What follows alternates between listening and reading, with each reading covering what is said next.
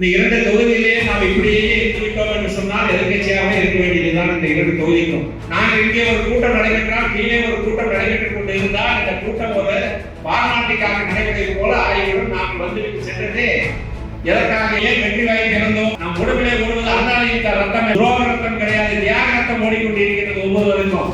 வாரந்தோறும் வித்தியாசமான பார்வை, நேர்மையான அலசல், சார்ந்திராத உறுதி, தெளிவான நடை, அரசியல் அடையாளம், வார இதழ். இந்த இரண்டு தொகுதியிலேயே நாம் இப்படியே இருந்துவிட்டோம் என்று சொன்னால் எதிர்கட்சியாக இருக்க வேண்டியதுதான் இந்த இரண்டு தொகுதிக்கும்.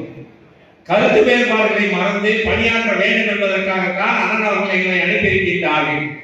ஆனால் என்ன கருத்துக்களை சொல்ல வந்திருக்கின்றோம், அதை கேட்டுவிட்டு நாம் தேர்தல் பணி எப்படி ஆற்ற வேண்டும், மக்களை எப்படி சந்திக்க வேண்டும், எதிர்காலத்தில் எப்படி செயல்பட வேண்டும் என்பதற்காகத்தான் கழக பொருளாளர்கள் வந்திருக்கிறார்கள்.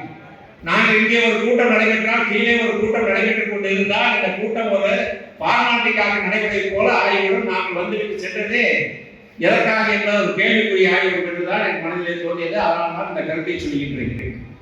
பொதுவாக நாங்கள் திண்டுக்கல்லை நடத்தினோம், கரூரை நடத்தினோம், நேற்று நாமக்கல்லை நடத்தி இங்கே திருச்சி வந்திருக்கின்றோம். திருச்சி எப்படிப்பட்ட மாவட்டம்?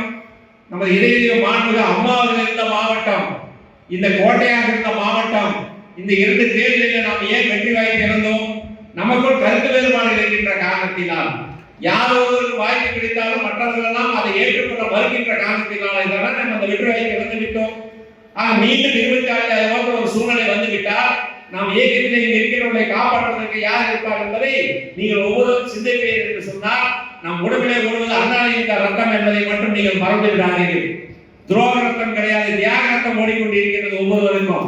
அப்படி இருக்கின்ற போது இந்த இயக்கத்தை வெற்றி பெற வைக்க வேண்டும் என்பதுதான் நம்முடைய எண்ணமாக இருக்க வேண்டும் ஒழிய யாருக்கு வாய்ப்பு கொடுக்கின்றார்கள், பொதுச் செயலாளர் யாருக்கு வாய்ப்பை கொடுத்தாலும் நமக்கு தெரிஞ்சதெல்லாம் பொன்மனச்செம்மல் புரட்சித் தலைவர் எம்ஜிஆர் அவர்கள், மாண்புமிகு அம்மா அவர்கள், கழக பொதுச் செயலாளர் எடப்பாடியார் அவர்கள்.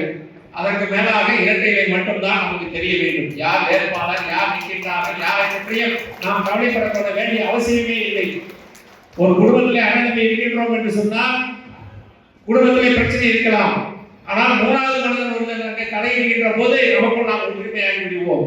அதே போல நாம் இருக்கின்றவர்களுக்கு நமக்குள்ளே கருத்து வேறுபாடுகள் இருக்கலாம். ஆனால் ஒரு இயக்கம் என்று வந்துவிட்டால் இந்த இயக்கத்திலே நமக்கு சேவை செய்வதுதான் முக்கிய பணியாக நாம் இருக்க வேண்டும். இருவரும் தலைவர் யாருக்காக இந்த இயக்கத்தை வழங்கிவிட்டு சென்றார்கள்? இருவரும் தலைவர் பொன்மனச்செம்மல் புரட்சித் தலைவர் எம்ஜிஆர் அவர்கள் இந்த இயக்கத்தை ஆரம்பிக்கின்ற போது என்ன சொல்லி ஆரம்பித்தார்கள்? நமக்கு எதிரி கருணாநிதி மட்டும்தான். தமிழக மக்களை அவரிடத்திலிருந்து காப்பாற்றப்பட வேண்டும் என்பதற்காக அனைத்து இந்திய அண்ணா திராவிட முன்னேற்ற கழகத்தை ஆரம்பிக்கின்றேன் என்று சொல்லி ஆரம்பித்து கிட்டத்தட்ட 75 ஆரம்பித்து 5 ஆண்டு காலம் எத்தனை கஷ்டங்கள். இந்த வேசியை கட்டி சென்றாலே வழக்கு, அடிக்கடி கொலை, எத்தனையோ சந்திப்புகளை கண்டுதான் இந்த இயக்கம் 77 ஆட்சிக்கு வந்தது. ஆட்சிக்கு வந்து பொன்மனச்செம்மல் புரட்சித் தலைவர் எம்ஜிஆர் இருக்கின்ற வரை 11 ஆண்டு காலம் தமிழகத்திலே கருணாநிதி தலைநோக்க முடியவில்லை. அப்படி என்று சொன்னால் இங்கே இருக்கின்ற அத்தனை பேருமே அவ்வளவு கடுமையான உழைத்ததின் காரணமாக தலைவர் அவர்கள் 11 ஆண்டு காலம் இருந்தார்கள். அதுக்கு பின்னால் அம்மா அவர்கள் வந்தார்கள். அம்மா அவர்கள் வந்ததுக்கு பின்னால் சட்டமன்றத்திலே சொன்னார்கள், இங்கே இருக்கின்ற ஒவ்வொருவரும் புரிந்து கொள்ள வேண்டும், எனக்கென்ற குடும்பம் கிடையாது, எனக்கென்ற குழந்தைகள் கிடையாது. எனக்கென்ற குடும்பம் என்று சொன்னால் தமிழகத்தில் இருக்கின்ற மக்கள் தான் என்னுடைய குடும்பம். குழந்தைகள் என்று சொன்னால் உறுப்பினராக இருக்கின்ற 1.5 கோடி பேர் தான் எனக்கு குழந்தைகள் என்று சொல்லி இந்த இயக்கத்திற்காக யார் ஆட்சிக்கு வரக்கூடாது என்று தலைவர் சொல்லிவிட்டு சென்றாரோ அதற்காக ஜெயில் வாழ்க்கையெல்லாம் சென்று தவ வாழ்க்கை வாழ்ந்து இந்த இயக்கத்திற்காக தன் வாழ்க்கையை அர்ப்பணிக்க இருக்கின்ற இருவரும் தலைவருக்கு நாம் செய்கின்ற நன்றி கடன் என்ன? 26ஆம் ஆண்டு யார் வேட்பாளராக வந்தாலும் நாம் வெற்றிகர செய்வதுதான் இருவரும் தலைவருக்கு நாம் செய்கின்ற நன்றி கடன், இந்த இயக்கத்திற்கு செய்கின்ற நன்றி கடன். அதை முதல்ல இந்த மாவட்டத்தில் இருக்கிறவர்கள் புரிந்து கொள்ள வேண்டும். யாரை போட்டாலும் ஒருவர் எதிர்ப்பாக இருக்கின்றீர்கள், வேட்பாளர் என்று யாரை அறிவித்தாலும் சரி, அவருக்கு எதிர்ப்பாகத்தான் ஒரு குரூப்பாக பணியாற்றிக் கொண்டிருந்தால் இந்த இயக்கத்தை வெற்றி பெறவில்லை என்று சொன்னால் இங்கே திமுக ஆடிக்கொண்டிருக்கின்ற ஆட்டத்திற்கு நீங்கள் மீண்டும் பணிய வேண்டுமா என்பதை வருங்காலத்திலே சிந்திக்க வேண்டிய காலம் 26ஆம் ஆண்டு என்பதை இங்க இருக்கின்ற ஒவ்வொரு தொண்டரும், பகுதி கழக செயலாளர்களும், வட்டக்கழக செயலாளர்களும், பொறுப்பாளர்களும் புரிந்து கொள்ள வேண்டும்.